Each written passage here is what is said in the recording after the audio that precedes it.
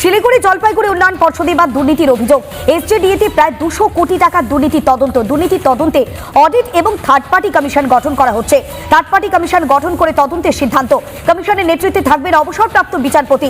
শিলিগুড়ি জলপাইগুড়ি উন্নয়ন পর্ষদে বা দুর্নীতির অভিযোগ। এসজেডিএতে প্রায় 200 কোটি টাকার দুর্নীতি তদন্তে অডিট এবং থার্ড পার্টি কমিশন গঠন। থার্ড পার্টি কমিশন গঠন করে তদন্ত করবার সিদ্ধান্ত নেওয়া হচ্ছে। কমিশনের নেতৃত্বে থাকবেন এবার অবসরপ্রাপ্ত বিচারপতি। এসজেডিএতে প্রায় 200 কোটি টাকার দুর্নীতি তদন্তে অডিট আর থার্ড পার্টি কমিশন গঠন করা হচ্ছে। এসজেডিএতে 200 কোটি টাকা দুর্নীতি হয়েছিল তৃণমূল জামানাতে। সেই সময় কালিয়াপ্পান জয়রামান তিনি কিন্তু এই যে 200 কোটি টাকা দুর্নীতি সেই দুর্নীতি তদন্ত শুরু করেছিল। তারপর এসজেডিএতে যে সকল আর্থিক লেনদেন হয়েছে সেই সকল আর্থিক লেনদেনের ওপর অডিট যেমন করা হবে, পাশাপাশি বিল্ডিং প্ল্যান এলইউসিসি নিয়ে বিস্তর অভিযোগ উঠে আসতো এই এসজেডিএর বিরুদ্ধে।